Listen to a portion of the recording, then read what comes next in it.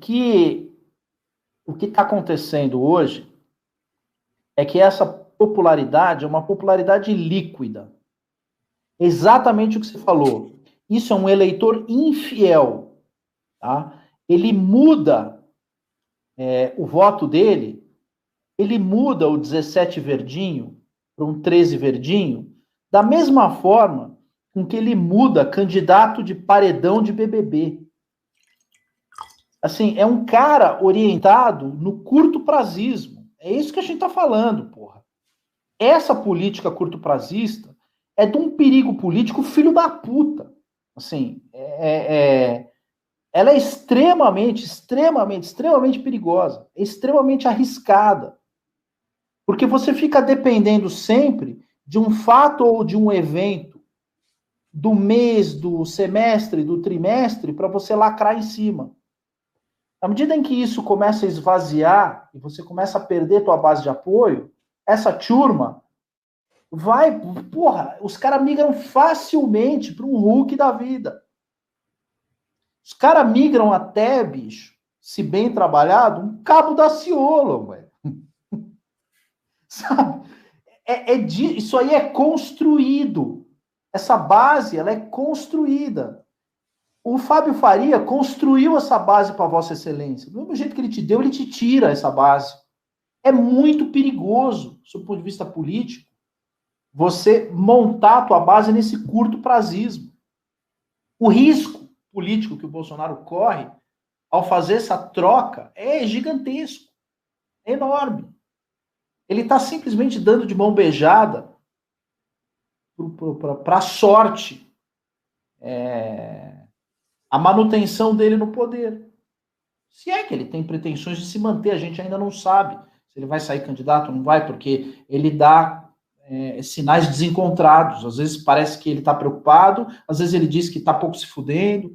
Então a gente fica naquela situação, porra, insegura, ao ponto de que a gente corre o risco de chegar em 2022 e ter que escolher entre Hulk e Boulos. E aí, meus amigos, vocês vão me dar razão quando eu lembrei para vocês. Vocês vão votar nulo em 2022.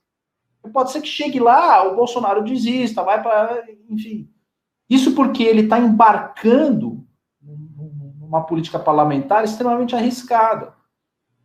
Quer dizer, ele não construiu a base dele, ele está alugando uma base que pertence ao PP. E o papel do PP na política, desde 1984, o PP faz esse papel de alugar, de emprestar a sua base para algum candidato a Sassamutema de plantão. A gente já teve, desde o Collor, Itamar, Fernando Henrique, todos eles tenha sofrido impeachment ou não, se o cara não alugar esse apoio, ele está fudido. E o que a gente está dizendo? Não faça isso. Enfrente o sistema. Ah, mas ele pode cair. Então que caia com dignidade. Não vai cair em 2022 como caiu o Serra em 2002 para o Lula. Né? Como o FHCismo caiu em 2002 para o Lula. Agora, a red pill que eu quero dar para vocês, que não é a melhor do mundo, é o seguinte. A gente vai ter uma vacina, e o pessoal acha que a vacina é o antídoto para o lockdown. Portanto, estando todo mundo vacinado, a vida voltará ao normal. Não voltará ao normal. A vida passará a ser essa. Vocês continuarão prisioneiros de suas respectivas casas e dos seus respectivos computadores em 2021. É o grande reset que eles estão falando. Não adianta, isso não vai mudar. E 2021 será o ano de uma estupenda crise econômica. De uma gigantesca crise econômica. Então, isso que o pessoal está falando, olha, vai ser uma maravilha, porque nós vamos agora, com a vacina. Paulo Guedes tem dito isso que me espanta. Um professor que já deu aula em Chicago cair nessa porra dessa lorota. Professor, pelo amor de Deus, não caia nessa lorota. Estando todo mundo vacinado, a economia melhorará. Não! Nós vamos ter uma arrombada fodida na economia em 2021, mas uma arrombada pra valer. Uma daquelas, assim, para quebrar o sistema mesmo. E para fazer essa frase do Lula, que eu soltei no canal do Telegram, que eu acho a frase do ano, graças a Deus que veio esse... Ele não falou graças a Deus porque ele não fala em nome do Senhor nunca. Né?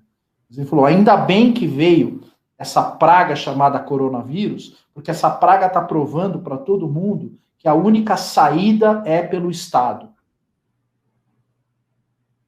Porra, o cara deu a frase histórica, o Lula falou isso. Ele falou isso. Ainda bem, porque com isso a gente está provando para o mundo que a única saída institucional é via Estado.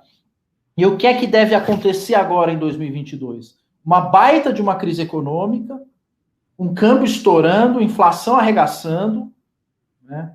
As contas não fechando, o teto tendo que ser estourado, e essa pressão econômica indo para as costas do Jair Bolsonaro, indo para cima dele, acuando o cara, e ele tendo que, sair de 2021 com a água aqui, ó, respirando numa baita crise econômica, que não vai ter Paulo Guedes para tirar o país dessa crise econômica. Isso vai meter o país numa pressão, e essa pressão vai subir para o governo federal na sua mais sórdida, no seu mais sórdido formato político.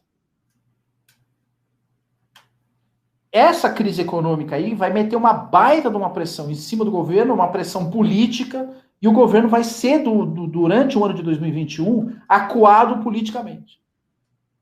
De certa forma, o Paulo Guedes não pode assumir isso publicamente, embora isso esteja nos cálculos dele.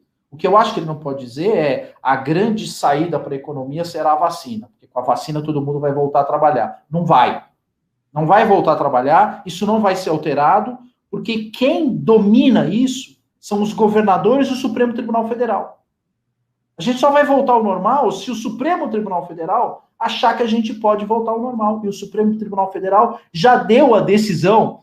O próprio Lewandowski, ele já usurpou o poder legislativo e executivo, renovando o estado de emergência por mais um ano.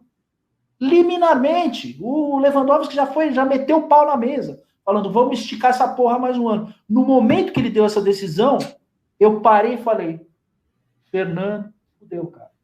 Os caras vão esticar mais um ano esse negócio até quebrar o país. A gente tá com um problema de déficit primário na casa dos 800 bi. Você sabe quanto foi a reforma da Previdência? 800 bi. Nós gastamos em 8, 10 meses toda a economia feita na reforma da Previdência, que é uma economia diferida em 10 anos. Em um ano, a gente torrou tudo. Com Corona Voucher, com estrada, com porto, com besteira, com bobagem, ouvindo Jorge, ouvindo Ramos. O Bolsonaro torrou toda essa economia. Não vai ter outro jeito, vai ter que fazer uma reforma tributária e meter no rabo do povo uma CPMF em cima de uma operação do dia a dia do qual o povo já não tem receita. O povo já está com a receita curta.